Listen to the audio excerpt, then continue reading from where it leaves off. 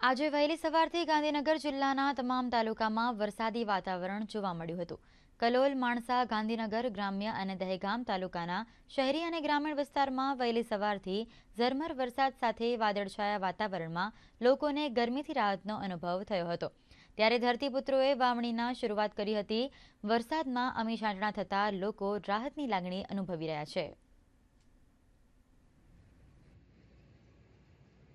ગાંધીનગર જિલ્લામાં સર્વત્ર અત્ર તત્ર સર્વત્ર દરેક તાલુકાઓમાં વરસાદની મહેર જોવા મળી રહી છે।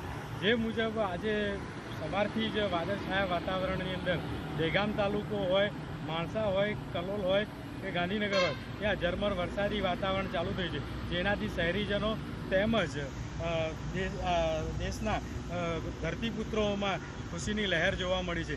અત્યારે હાલ આપણે જે રીતે જોઈ રહ્યા છીએ તે રીતે દહેગામ તાલુકાની અંદર વાવણી લાયક વરસાદ થવાથી ખેડૂતોમાં હર્ષભેર આનંદ અને ઉત્સાહ સાથે ખેતીના કામમાં જોતરાયેલા છે। અવકાશ બારોટ, ગાંધીનગર।